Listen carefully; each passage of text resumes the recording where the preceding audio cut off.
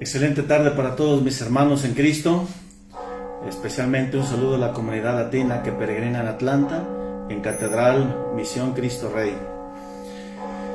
Vamos a dar continuidad, hermanos, al mensaje del Santo Padre, el Papa Francisco, que nos ha dedicado a la Iglesia Católica Universal en esta Pascua, en esta Cuaresma 2021, y que ya el día de ayer habíamos comenzado a meditarla un poco. Recordando que el Papa nos invita a considerar una palabra. La palabra es renovar la vida cristiana, porque cuando se renueva la fe, la esperanza y la caridad, se renueva el misterio de Cristo en nuestras vidas, nuestro cristianismo, la naturaleza, el misterio más profundo de nuestro ser hijos de Dios. Por eso, en este día, en esta tarde, vamos a meditar la segunda parte, iniciando con el misterio del bautismo, que ya el día de ayer habíamos comenzado a meditarlo.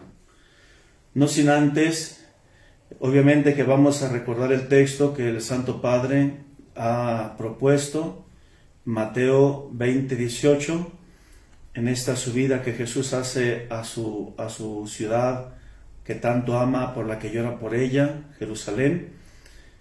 Vamos a meditar un evangelio que leíamos el domingo pasado, y eso sería como a manera de oración, pedirle al Señor que nos dé la gracia de que en el desierto de nuestras vidas nos dé la fuerza y la potencia con su Espíritu de hacer de nuestros desiertos un jardín o un paraíso, como Él lo expresa en su evangelio.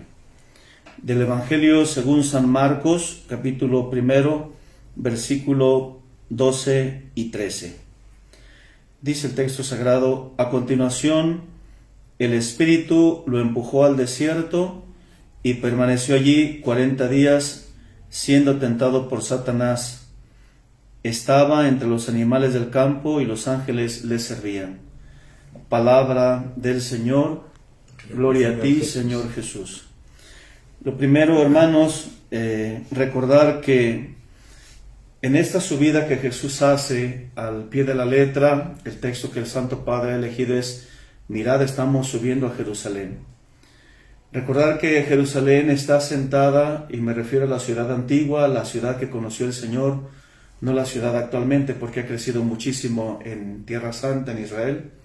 Pero la ciudad que conoció el Señor, la ciudad antigua de Jerusalén, está fundada en una de las 4 colinas que conforman la ciudad santa, que abarca las 4 colinas, y una de esas colinas lo ocupa totalmente el templo, o al menos las ruinas que existen del templo, y que actualmente se encuentra la mezquita de Omar, que es una imagen emblemática que todos conocemos de Tierra Santa, de Jerusalén concretamente. Esta subida que hace Jesús a Jerusalén, y que sabe lo que le espera a él sabe que va a morir, él sabe que las autoridades religiosas lo van a rechazar, que le van a entregar al poder civil, en ese caso a las autoridades romanas, y lo van a ejecutar. Él sabe que va a pasar esto. Por eso esta subida hacia Jerusalén, porque está un poco elevada comparada con la demás geografía de Israel, decía Orígenes, un escritor eclesiástico de los primeros siglos, del siglo I concretamente, alejandrino, decía que Jesús, subiendo a Jerusalén, subiendo al monte en donde en su momento subió Abraham e Isaac, al monte Moria, que es el montículo en donde fue fundado o construido el templo de Jerusalén. Jesús nuestro Señor es imagen, o mejor dicho, Él cumple lo que fuera imagen Isaac, que sube hacia el monte con la leña en sus hombros para ser sacrificado por Abraham. Jesús cumple esa profecía. Por eso va subiendo a Jerusalén, y en ella va a entregar su vida por nosotros. Por eso esta subida que hace Jesús está íntimamente conectada con su misterio pascual, en donde va a suceder su pasión, muerte y resurrección, viernes, sábado y domingo de su resurrección, aunque nosotros el Jueves Santo lo utilizamos como un pórtico al ingreso al primer día santo, que es el viernes. Por eso este misterio pascual, mediante el cual Jesús nos alcanza la salvación, nos alcanza la vida eterna, nos da la posibilidad de que en medio del desierto, por eso leía hoy el texto del Evangelio de San Marcos, en medio del desierto Jesús nos hace florecer en medio de la sequedad, de la ausencia del agua, de la ausencia de la vida, nos transmite su vida para que el ser humano tenga vida en plenitud. Este caminar nosotros lo hemos iniciado con nuestro bautismo. Así como Jesús nuestro Señor es enviado a la tierra, al desierto, a la humanidad, en donde hay carencias de todo, en donde el hombre tiene sed de tantas cosas, como se lo expresaría él en su momento a la samaritana en el capítulo 4 de San Juan, Jesús nuestro Señor viene a hacer de esta tierra, de este desierto, de este desorden que provocó el primer Adán. Recuérdese que Dios lo deposita en un jardín del Edén, en un paraíso, y por su libre albedrío, por su irresponsabilidad, lo convierte en un erial, en un desierto, en un caos. Lo que el Espíritu Santo había dado sentido y plenitud al caos que existía antes de la creación, el hombre lo echa a perder en la figura de Adán y Eva. Y a este desierto en el que se encuentra el hombre, necesitado y lleno de sed, Dios viene a nuestro encuentro para hacer florecer nuestra vida. Por eso dice el texto sagrado que hemos leído hoy, a continuación el Espíritu lo impulsó al desierto. Es el Espíritu el que hace posible que Jesús nuestro Señor se encarne en el seno de la Santísima Virgen María. El poder del Altísimo te cubrirá con su sombra, dice el ángel a María en Nazaret. Y es ese Espíritu el que se nos ha comunicado en nuestro bautismo. Por eso el bautismo es la piedra de toque, la piedra angular de nuestro cristianismo, en donde se nos ha dado como regalo, como don, la virtud de la fe, la virtud de la esperanza y de la caridad que meditamos el día de ayer. Por eso el bautismo viene a significar para nosotros lo que significó para Jesús nuestro Señor. Dice el Catecismo de la Iglesia Católica que el Espíritu Santo Jesús no lo recibe en el Jordán cuando es bautizado por Juan el Bautista, sino que lo recibe desde el momento de su concepción en el seno purísimo de la Santísima Virgen María. Allí es su unción, ahí se convierte en el Mesías o en el Mesías o el Christos, el ungido.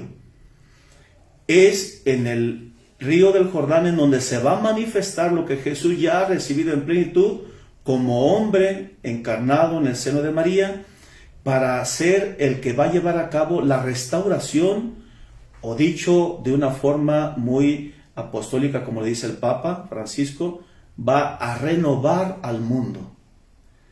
Por eso, hermanos, esta renovación a la que el Papa nos invita empieza en aquello nuevo. Por eso es renovar, volver a ser nuevo, lo que Dios hizo nuevo en nuestro bautismo.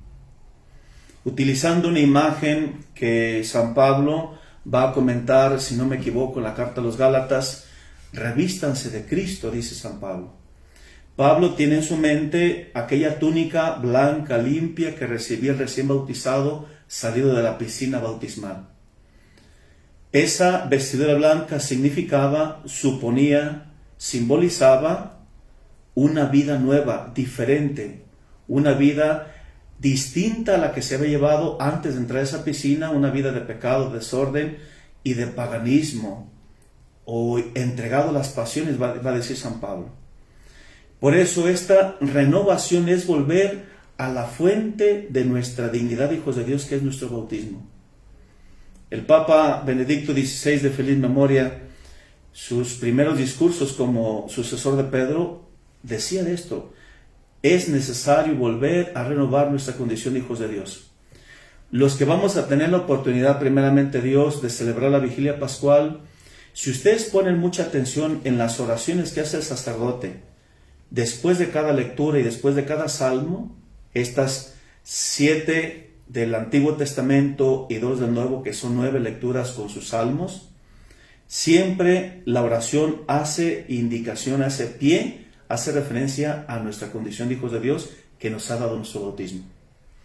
Ahora, este venir al mundo, venir al desierto, como dice el texto sagrado, Jesús es impulsado para ir al desierto por el Espíritu Santo, es este desierto que el Espíritu Santo ha fecundado en nuestras vidas.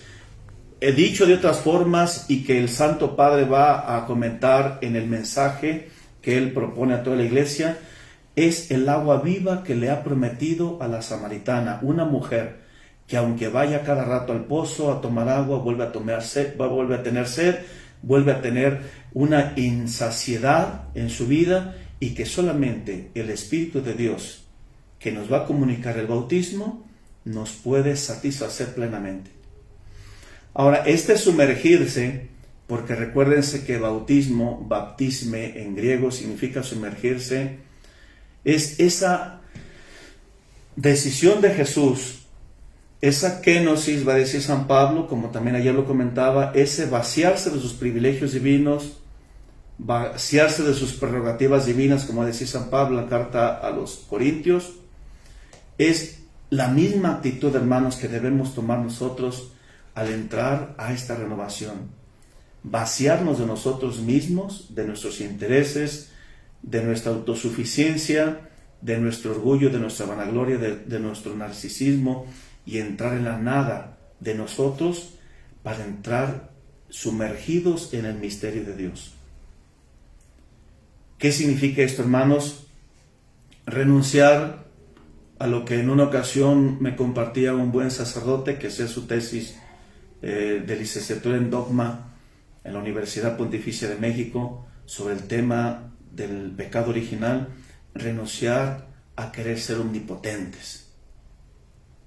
La desgracia de querer ser omnipotentes y aceptar nuestra condición miserable que Dios viene a dignificar. Decía San Agustín que el ser humano no solamente es vil, es vilísimo, es decir, que no tenemos, ni siquiera nosotros mismos, los medios necesarios para estar contentos, sino que todo lo necesitamos de Dios. Por eso este sumergirse, ¿para qué? Para precisamente, hermanos, ascender en Cristo a la gloria. No hay enfermo que se alivie si primero no acepta su enfermedad, la reconoce y la enfrenta. No hay alcohólico que deje el alcoholismo si no reconoce que tiene un problema, si no acepta que necesita ayuda, y a partir de ahí ser una persona sobria. Lo mismo en nuestra condición humana. Si no aceptamos, valoramos y amamos como Dios ha valorado y enriquecido nuestra condición humana, no podremos ascender como Cristo a Jerusalén. Por eso, en ese sentido, qué hermoso es en esta invitación que Jesús nos hace a sumergirnos en tres cosas muy concretas. Dice el Papa que es necesario que juntamente en donde trabaja la fe, la esperanza y la caridad para renovar nuestra condición de hijos de Dios, nuestra vida cristiana, vienen las tres obras de piedad muy tradicionales en el pueblo de Israel, que es la oración, el ayuno y la limosna. Muchas personas a veces se preguntan, ya confundidas, que cómo se ayuna, o cómo se ora, o cómo se da limosna. Creo que debemos, hermanos, superar esas preguntas casuísticas y pensar en una situación mucho más profunda. ¿Y a qué me refiero? Si nosotros nos ponemos a meditar lo que supone la naturaleza de la oración, del ayuno y la limosna, Dios nos invita a renovar, a reestructurar o a hacer nuevo nuestra relación con Dios, que es la oración, nuestra dependencia a Él, nuestra condición filial de experimentar la paternidad de Dios no como una cuestión aplastante, autoritaria, que nos oprime con la ley moral, no. Es la experiencia de un Padre que engendra la vida. Es la experiencia de un Padre que nos da una condición para sentirnos amados y sentirnos orgullosos cuando vivimos en su voluntad o en su casa. Eso significa la oración. Por eso, como decía San Agustín, como vives, oras. Si tu vida no es correcta, no es coherente con la dignidad de hijo de Dios, no se puede orar bien. La oración, hermanos, es más que un rezo, es más que una repetición de palabras. La oración es una condición de vida. ¿Cuál condición? La de ser hijos de Dios. Por eso, cuando se vive correctamente en la comunión con Dios, la oración a veces, muchas veces, no necesita ni palabras. Decía un gran santo cuando le preguntaban por qué estaba tanto tiempo, tantas horas frente al Santísimo, al Sagrario, qué tanto le decía a Dios, y él solamente decía, solamente me ve y lo miro. Es el lenguaje del enamoramiento, de la contemplación, en donde, como diría una canción de Shakira, las miradas reemplazan las palabras. Es esa mirada de amor en la que uno se extasia en Dios, que le mira uno con amor y con amor uno le escucha para saber cuál es su gloria y uno con gusto llevar a cabo esta gloria de Dios en nuestras vidas. Por eso la oración, hermanos, sí es cierto, nos ayuda un rezo, una estructura de palabras, pero la oración, como dice el Catecismo de la Iglesia Católica, es un don. La oración como don es un regalo de Dios. Nadie puede acudir a Dios si el Dios, el Padre Celestial, no lo atrae. No es lo mismo en el caso de nosotros los sacerdotes, no es lo mismo tener la obligación de leer, de orar, de rezar las horas canónicas que nos corresponden y que nos hemos comprometido para salvación del mundo y santificación de la Iglesia. No es lo mismo eso que sentir la necesidad, el deseo de estar ante Dios nuestro Señor y de orar y de escucharle y de contemplarle. No es lo mismo. Por eso la oración es un don. Este restablecimiento de la relación con Dios que supone la oración es el principio de la renovación cristiana a la que el Papa nos invita. Si ustedes recuerdan, hermanos, y que lo meditamos la semana pasada, los que tenemos la gracia de participar de la Santa Misa diaria, escuchábamos cómo el rompimiento de la relación con Dios nos lleva al rompimiento con la naturaleza y con los demás. Así lo expresó Adán y Eva. Cuando no se escucha a Dios, cuando se pierde esa relación, cuando se le reta a Dios haciendo lo que Él nos había dicho que no nos convenía hacer, se pierde esa relación. ¿Cuál es la segunda relación? La relación conmigo mismo. Cuando se pierde la relación con Dios, se pierde la confianza también en uno mismo, y esto supone el ayuno. El ayuno no se trata, hermanos, de materialmente o simplemente dejar de comer. Es un signo, es un símbolo.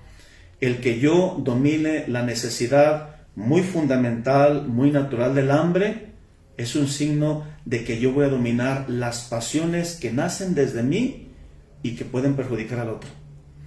Por eso la integridad de la vida significa esta reconciliación, este restablecimiento de mis relaciones conmigo mismo, en donde Dios me da la capacidad en mi relación con Él, oración, a integrarme interiormente conmigo mismo, a ser dueño de mí mismo, porque si yo no soy dueño de mí mismo, yo no puedo entregarme al otro y menos amarle.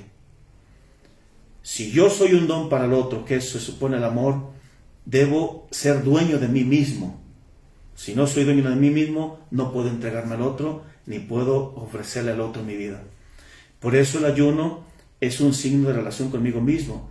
Y si es cierto, el hecho que nos quedemos con hambre, sea en la mañana, a mediodía o en la noche, es solamente signo de este dominio personal.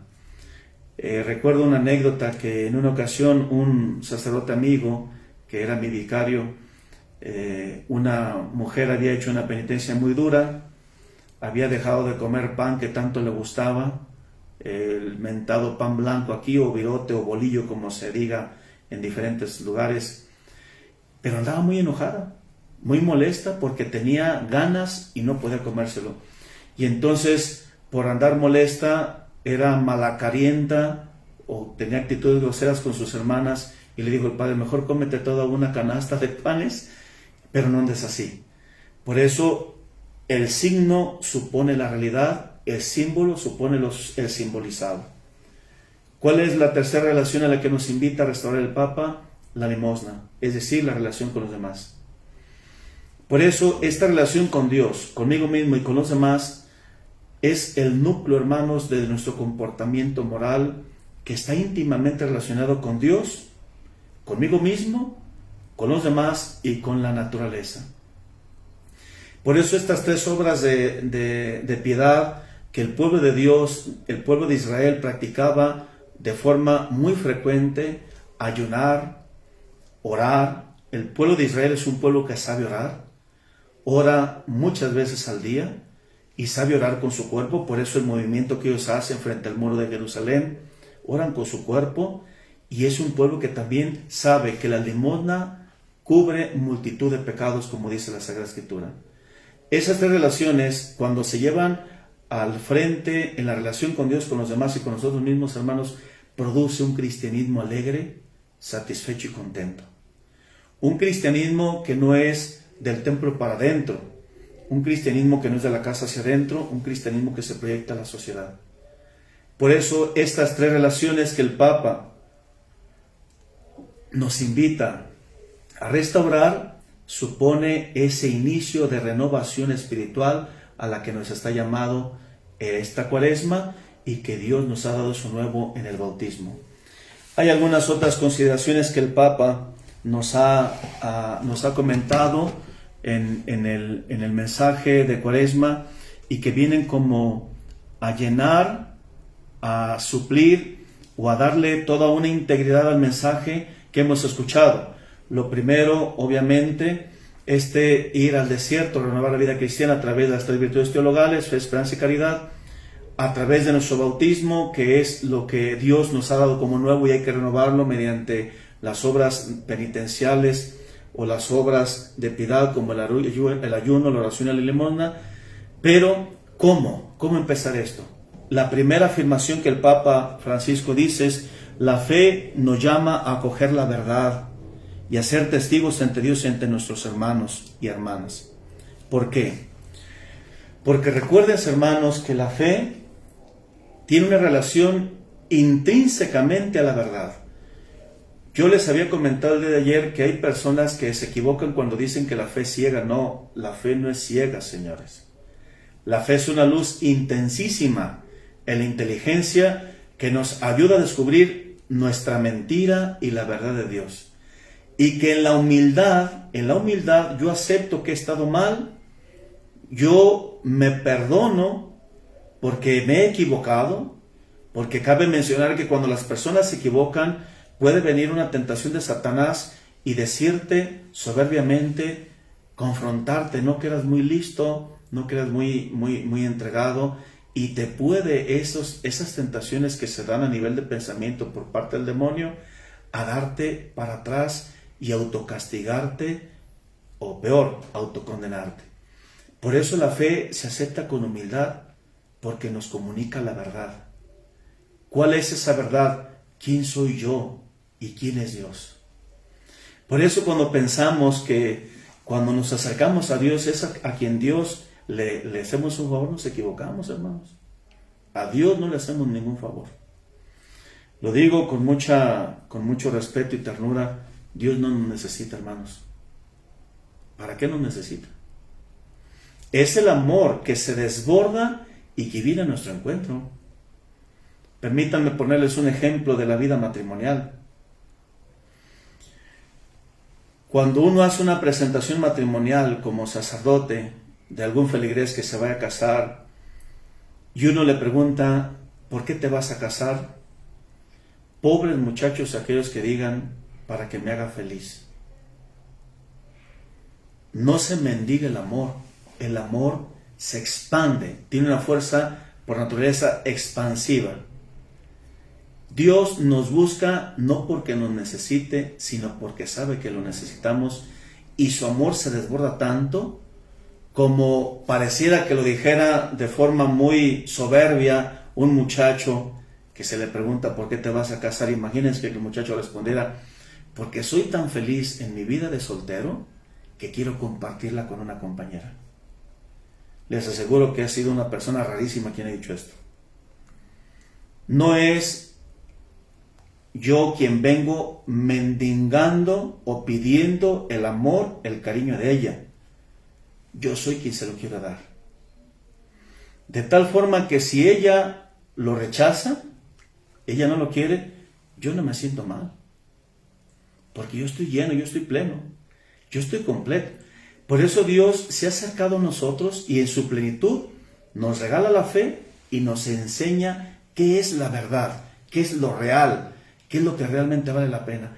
Por eso esta luz intensísima de Dios nos ayuda, hermanos, a descubrir quiénes somos, en qué situación estamos, en qué condición nos encontramos. Por eso ayer yo decía al terminar la reflexión, no se puede renovar la vida cristiana si no escuchamos la palabra de Dios que se me da como una luz, porque es la fe la que nace por la escucha de la predicación. Dice una afirmación, Dios es el que ha actuado, el que ha hecho todo por amor a nosotros. Estos hechos, estos dichos, estas actuaciones las encontramos en el credo. Y como yo decía hace 24 horas, el día de ayer, a mí me toca solamente creer lo grandioso que ha sido conmigo Dios y que me invita a imitarlo. Al hombre solo le toca creer lo que Dios ha hecho por él y descubrir quién es Dios y quién es el hombre. El Concilio Vaticano II, cuando aborda el tema del misterio de la Iglesia, ¿qué es la Iglesia? La Lumen Gentium, o dicho de forma castellana, la luz de las gentes, que es Cristo nuestro Señor, luz de las gentes, luz de las naciones, dice que el misterio del hombre, el misterio de mi persona, de saber quién soy yo, solamente se revela mediante el misterio del Verbo encarnado. Es decir, si yo quiero saber quién es el hombre, si yo quiero saber quién es Ernesto, necesito, debo, es mi obligación saber quién es Dios. Si yo no sé quién es Dios, si yo no sé cómo es Dios, si Dios no me da ese don para conocerle, jamás me conoceré a mí mismo. Y si me conozco, tendré un conocimiento equivocado, erróneo. Y entonces, cuando yo vivo con estas equivocaciones, nunca podré ser feliz. Porque no podré descubrir mi naturaleza y por la cual fui hecho. Si ustedes, abordando un tema, una dimensión filosófica del ser, cada ser, dice la filosofía, tiene una razón suficiente. ¿Qué significa eso? Que todas las cosas fueron hechas para algo. Ustedes ven esto en mi mano y saben qué es. Quien la hizo, este ser, quien hizo este ser, esta cosa, pensó para qué tendría que servir. Si ustedes me ven en mi comedor comiendo frijoles, comiendo birria, comiendo un alimento con esto, pues este cuate está loco. Le está dando un mal uso a la naturaleza de este ser. Pero en cambio, si ustedes ven que esto yo me lo coloco aquí, dicen, esta persona está dándole plenitud a la razón de ser de esto. La pregunta es esta, ¿cuál es la razón de ser de nosotros? ¿Quiénes somos y para qué fuimos hechos? ¿O qué onda con nosotros en el mundo? ¿Por qué no me siento feliz? ¿Por qué no estoy a gusto? ¿Por qué no me siento pleno? En una ocasión que programábamos un retiro en una parroquia en la que Dios me concedió estar 7 años de manera muy feliz, compartíamos un retiro espiritual a unas jovencitas entre 17 y 25 años, la mayoría de ellas que habían incursionado en la droga, en la delincuencia. A veces algunas de ellas ya eran mamás solteras, no solamente de un niño, sino de varios y de diferentes hombres. Y les hacíamos una dinámica en donde ellas estaban orgullosas, felices de lo que estaban viviendo. Y cuando les hice una pregunta, ¿tu vida se la recomendarías a otra persona? De forma unánime dijeron, no, padre. ¿Por qué? Porque nuestra vida no nos gusta como la tenemos. Del jolgorio, hermanos, de la risa, de la alegría, pasaron a observar que su vida no era digna de nadie. Por eso cuando el hombre descubre a la luz de la fe quién es él, disculpen la expresión, se le caen los pantalones. ¿Por qué?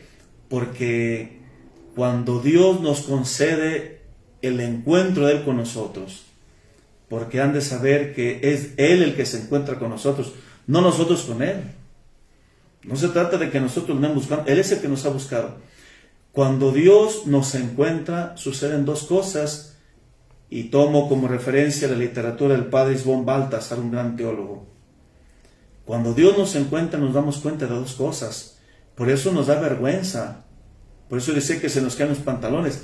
Porque nos damos cuenta lo que es el amor, en donde el hombre se llena de inmensa alegría, no le cabe la alegría en el pecho.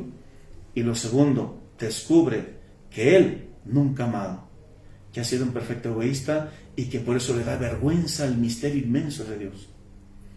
Por eso la luz se acepta con humildad. Señor, soy este.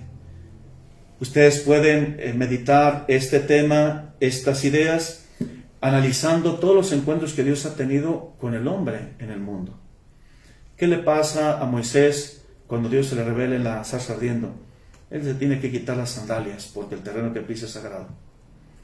¿Qué pasa cuando Dios se le revela, se le aparece al profeta Isaías? Señor, soy un pueblo, soy un hombre que vive en un pueblo de labios impuros con labios impuros. ¿Qué es lo que dice San Pedro cuando Jesús se le revela en aquella pesca milagrosa? Apártate de mí, Señor, que soy un pecador. ¿Qué le pasa a Pablo cuando Jesús lo encuentra rumbo a Damasco? Pablo cae de rodillas y temeroso dice, Señor, ¿quién eres para que yo te persiga? Por eso la luz de Dios, hermanos, luminosa que nos da la fe, gracias a su palabra, nos descubre quiénes somos y quién es Él. Por otra parte, la verdad no es una creación del intelecto, hermanos, es un don de Dios, que el intelecto lo descubre y lo acepta.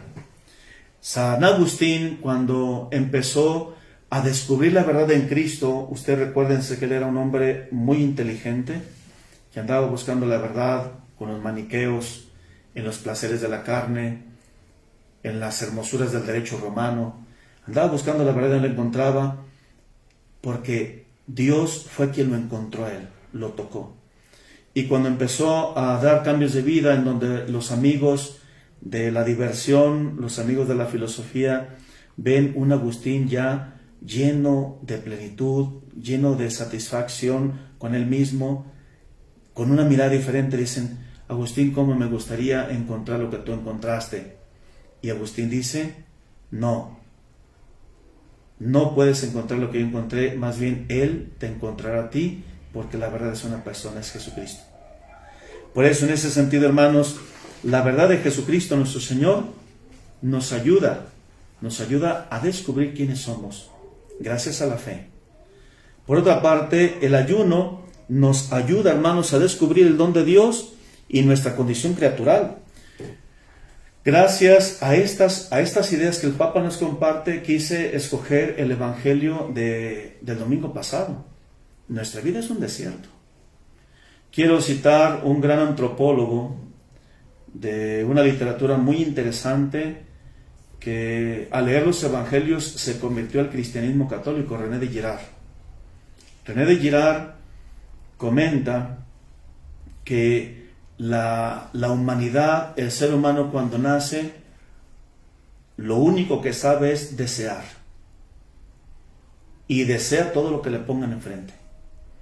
Ustedes pueden contemplar a un niño cuando empieza ya a observar la realidad, que quiere agarrarlo todo y quiere introducirlo a su boca porque es el mundo de su conocimiento gracias al pecho de su madre. Entonces todo lo que ve el ser humano lo quiere consumir, lo quiere tomar, lo quiere experimentar. No todo nos conviene. Por eso este deseo insaciable que tiene el hombre de tantas cosas, Dios viene a suplirlo a través del signo del ayuno, porque el ayuno tiene una referencia al desierto. Y los que hemos tenido la experiencia de estar en el desierto, Dios me concedió la providencia de estar en el desierto de Judá, al margen del Mar Muerto. Y ese desierto es muy hermoso porque cuando tú te encuentras en medio de la nada, solamente ves dos cosas, la tierra y el cielo, el firmamento. Y es allí en la tierra en donde no existe nada, no existe agua, no existe vida, no existe una sombra, en donde el desierto te obliga a levantar la mirada al cielo. Este desierto en donde venimos a ayunar, a abstenernos de tantas cosas que deseamos, porque no nos convienen, es en donde suena la voz de Dios para levantar la mirada y llenarnos de Él totalmente. Este ayuno tiene una relación directamente, hermanos, con la limosna. Tal vez no han escuchado esto que voy a comentar, pero se considera que en medio de esta actitud comercial que tiene el mundo en la Cuaresma, sobre todo en cosas concretas del pez, de los mariscos, los pescados, suben mucho de precio. Y muchas veces nos hemos olvidado que el ayuno es precisamente para gastar menos en la comida, para gastar menos en lo que vamos a alimentarnos. Y ese gasto menos no es para ahorrarlo, sino para llevarlo al hombre pobre, a la persona que tiene necesidad de ese dinero. Por eso mi ayuno no es autorreferencial, tiene una dimensión comunitaria. Yo me abstengo de comer lo que mi cuerpo necesita para que a través de mi necesidad aquel hermano que todo el año ayuna tenga un día que comer gracias a mi ayuno. Por eso el Señor va a criticar fuertemente a los fariseos cuando ellos empiezan a criticar a Jesús o a sus discípulos, que por qué los discípulos de Juan y los de los fariseos ayunan y ellos no. Y dice el Señor, vayan y aprendan lo que significa misericordia quieren los sacrificios. Por eso, en ese sentido, hermanos, ¿de qué cosas Dios nos invita a ayunar? ¿De una carne asada? ¿Dios se fijará en eso? ¿Dios se fijará en hacer una penitencia boba de no consumir algún refresco, alguna soda? ¿Alguna cerveza? ¿Cuál es el ayuno que Dios quiere? ¿Cuál es ese desbordamiento de nuestra sed que no hemos tratado de limitarlo, de corregirlo y que nos seguimos saciando hasta lastimar al otro? Por eso, este don que Dios nos ofrece, hermanos, en esta Cuaresma para renovar la fe, Dios nos invita a levantar la mirada y a ayunar de tantas cosas que no necesitamos. Por eso dice el Papa, ayunar significa liberar, como hacerle un lugar, campo, espacio a Dios si el corazón está ocupado de tantas cosas. Dice San Juan de la Cruz, para tenerlo todo con mayúscula que es Dios, debes dejarlo todo con minúscula que son las criaturas. Para esto nos invita el ayuno. Decía Santa Rosa de Lima, llevaré, Señor, todo lo que me conduzca a mí y quitaré todo lo que me estorbe encontrarme contigo.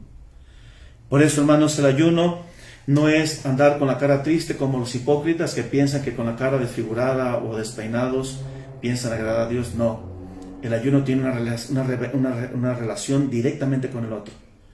Yo ayuno como signo de abstener las necesidades de mi estómago, como símbolo de que voy a abstener mis pasiones para no lastimar, disculpen la expresión, para no joder al otro. La vida eterna, Dios nuestro Señor, nos la concede a todos cuando empezamos a desocupar el corazón, símbolo del ayuno.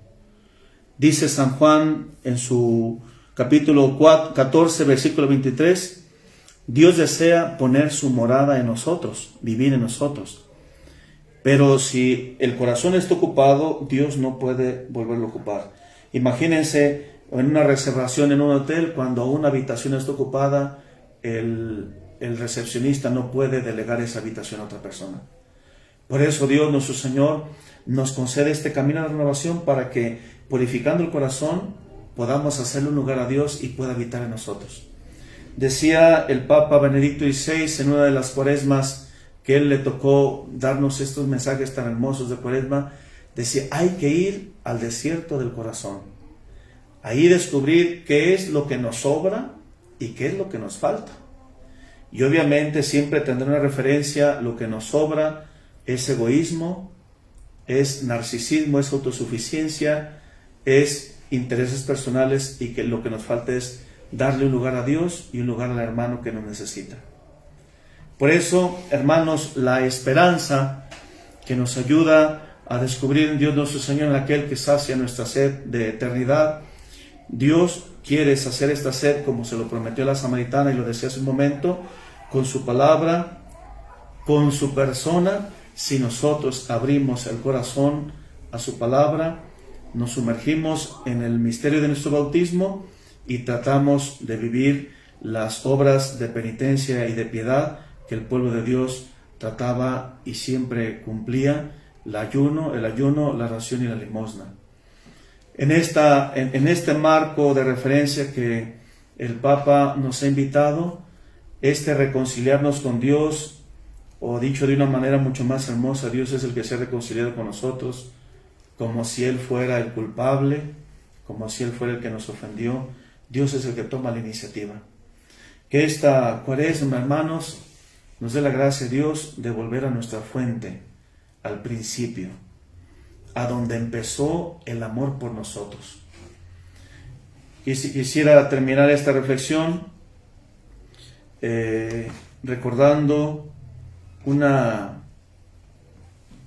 como una anécdota que siempre pasa y se nos recuerda de Cristo con sus apóstoles en la Pascua. Si ustedes recuerdan, cuando Cristo nuestro Señor muere en la cruz y es sepultado en aquel sepulcro, cuando Él le da la indicación a María Magdalena de que lleve la noticia a sus apóstoles, les dice: vayan a Galilea. Cuando Cristo murió en Jerusalén, a más o menos unos 150 kilómetros de distancia, los llama y los invita a Galilea. ¿Por qué? Y en una ocasión el Papa Francisco decía lo siguiente sobre este descubrir a Jesús nuevamente desde el inicio. ¿Dónde empezó la aventura de Jesús con sus apóstoles? En Galilea.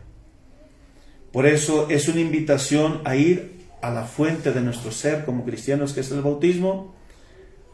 Es necesario volver, hermanos, al amor primero, a la inocencia del bautismo. Si pudiéramos nosotros hacer una comparación, la vestimenta de hijos de Dios, el revestirnos de Cristo, tal vez necesite esa vestimenta una buena lavada, una buena planchadita, una buena recostura a los encajes que tal vez ya se han despegado, para volver a hacer resplandecer la hermosura de Dios. ¿Cómo? El Papa Francisco lo ha dicho como referencia al ejemplo de su Santísima Madre, la Virgen María, la Madre de nuestro Señor Jesucristo. Ella supo escuchar la palabra, ella supo acoger la palabra, ella supo hacer resplandecer en su vida el mensaje y la persona de su Hijo Jesucristo. Por eso, en ese sentido, hermanos, ¿qué es lo que el Papa nos invita en definitiva? Descubrir nuestra dignidad de hijos de Dios, valorar la altísima dignidad que Dios nos ha dado, despertar a ese florecimiento espiritual y a integrarnos a la comunidad de creyentes que es su iglesia. Que Dios nuestro Señor nos dé la gracia de ser luz para los demás, de ser tolerantes, de vivir en una sociedad paganizada sin olvidar nuestra condición tan hermosa de ser sus hijos. De no imponer nuestras ideas, sino de saber escuchar, porque en medio de la escucha, hermanos, hay tantos puentes para sembrar el Evangelio. No hay que imponer. Y doy gracias a las hermanas que me invitaron a participar de esta reflexión. No lo he hecho como maestro, Dios me libre, yo no sé nada. Lo he hecho como un hermano que quiere compartir lo que Dios nuestro Señor le ha hecho ver, y que uno se esfuerza por darle gracias a Dios por tanto amor que nos ha tenido. Que Dios nuestro Señor les conceda la gracia de sentirse plenamente felices y descubrir la alegría del Evangelio en la hermosura de la fe, que se expresa en la esperanza de la vida eterna y en el amor a Dios y a los hermanos. Dios nuestro Señor los bendiga a todos.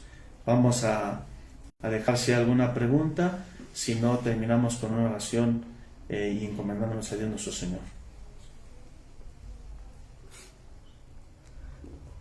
Lorena Ornelas le agradece la meditación. Alejandro Pérez le manda saludos desde Atlanta.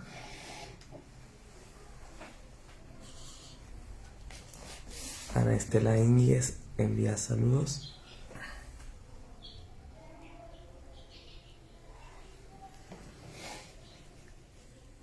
Bien. Los invito, hermanos, a ponernos en la presencia de Dios nuestro Señor, a darle gracias por tanto amor que nos ha expresado y a pedirle humildemente que nos dé la gracia de descubrirlo donde quiera que nos encontremos, no sin antes siempre escuchar con humildad y con mucha atención su palabra. Te damos gracias, Padre Santo, por estos 2 momentos que nos has concedido, escuchar tu palabra, reflexionarla, profundizarla. Te damos gracias por este medio que nos hace cercanos, porque es la fe la que nos une. El medio solamente es la tecnología, es tu palabra la que nos hace capaces de estar unidos teniendo a ti como centro. Te damos gracias por el don de tu Santísima Madre, que sigue orando por nosotros sus hijos, para que nadie se pierda y para que como fieles discípulos le escuchemos a su Hijo, que siempre no deja de hablar a su iglesia. Por eso decimos la oración que de niños hemos aprendido. Dulce Madre, no te alejes tu vista de mí, no apartes. Ven conmigo a todas partes y del suelo nunca nos dejes. Ya que nos proteges tanto como verdadera Madre, que nos bendiga el Padre, el Hijo y el Espíritu Santo. Amén. Y la bendición de Dios Todopoderoso, Padre, Hijo y Espíritu Santo, descienda sobre ustedes y les acompañe siempre. Que Dios nuestro Señor les conceda siempre cuidarse donde quiera que se encuentren, especialmente a mis hermanos que radican en tierras lejanas a sus propias tierras, por allá en Atlanta, concretamente en la comunidad de la Catedral y Misión de Cristo Rey. Dios los cuide y les conceda mucho trabajo para que tengan siempre algo que llevar a sus hijos, a su familia, y les conceda siempre íntegro el don de la fe. Dios los bendiga a todos y pasen muy bonita tarde-noche.